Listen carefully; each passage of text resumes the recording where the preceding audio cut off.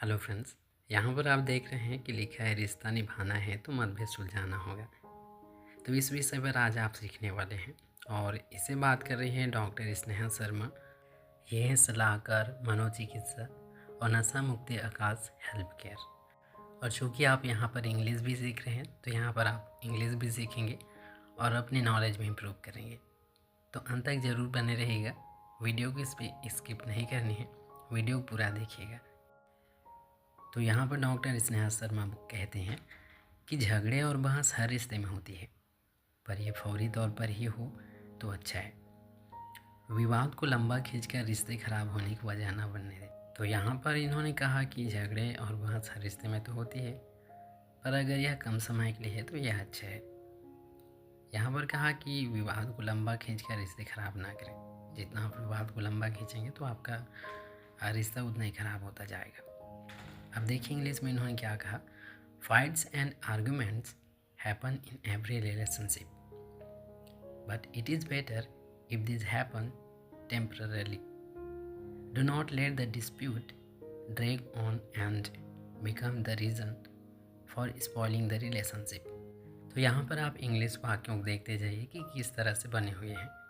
तो यहाँ पर अगर आपको मीनिंग पता नहीं माय फ्रेंड तो मैं एक बार बता देता हूँ आपको। आर्ग्यूमेंट्स का मतलब होता है विवाद, हैपन का मतलब होता है होना, रिलेशनशिप का मतलब होता है रिश्ता, और इसी तरह से टेम्पररली इसका मतलब होता है कुछ समय के लिए, माने अस्थायी। एंड डिस्प्यूट का मतलब होता है भी वाद विवाद। ड्रैग का मतलब होता है खींचना, जैसा कि यहाँ पर कहा गया ना कि विवाद को लंबा खींचकर रिश्ते खराब होने की वजह ना बनने दें। तो ये ड्रैग का मतलब होता है खींचना।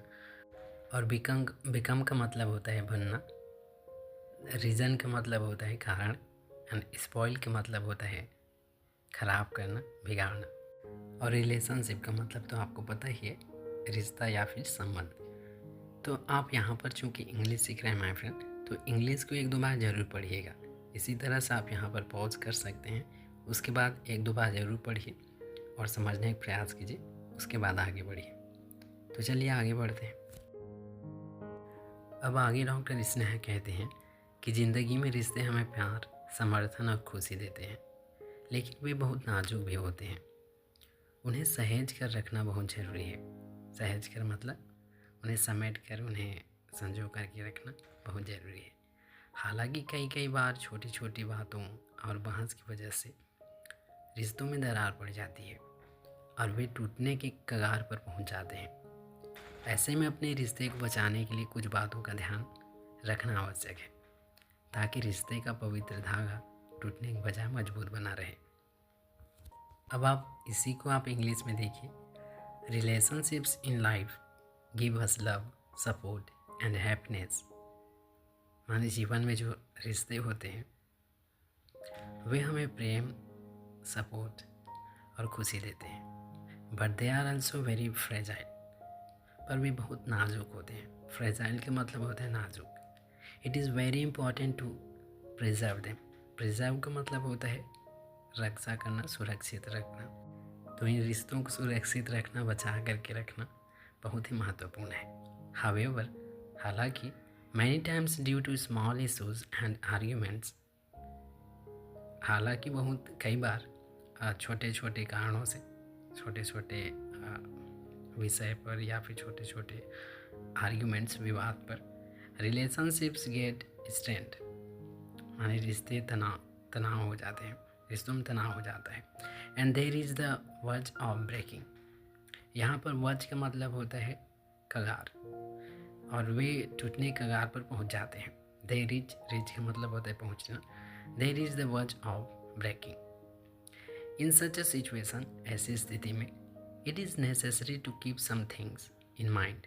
तो ऐसी स्थिति में कुछ बातें हैं जिन्हें मन याद रखनी चाहिए, माइंड में रखनी चाहिए, टू सेव योर रिलेशनशिप, ताकि आपके रिलेशनशिप, आपका रिश्ता बना रहे।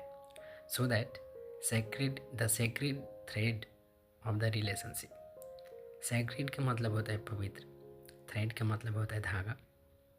तो आपका जो रिश्ते का पवित्र धागा है remains strong instead of breaking, टूटने के बजाय स्ट्रांग बना रहे। अब आपको किन बातों का ध्यान रखना चाहिए, यहाँ पर इन्होंने लिखा है अवॉइड बीइंग स्टबर्न।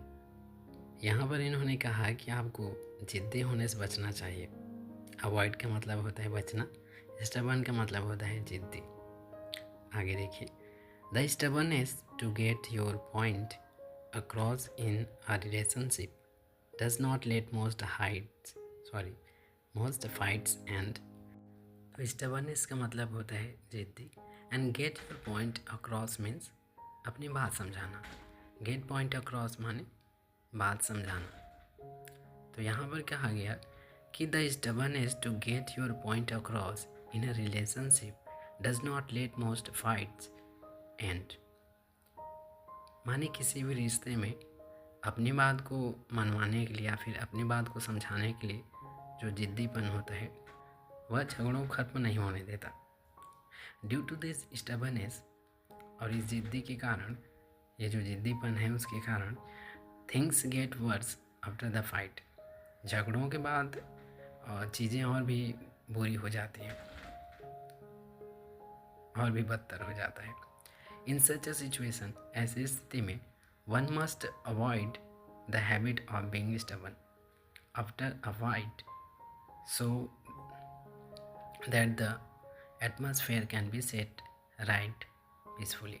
तो यहाँ पर कहा गया माय फ्रेंड कि सभी को, हर किसी को ये जिद्दीपन का जो आदत है उससे बचना चाहिए। कब? अगर झगड़े हो गए तो उसके बाद, माने अगर झगड़ा हो जाता है तो आप जिद्दीपन ना रखें। So that the atmosphere can be set right peacefully, ताकि एटमॉस्फेयर का मतलब होता है माहौल, ताकि जो आपका माहौल है वह शांतिपूर्वक ठीक हो सके। तो यहाँ पर यही कहा गया माय फ्रेंड कि अगर झगड़े हो जाते हैं अगर रिश्ते में, तो जिद्दीपन ना रखें।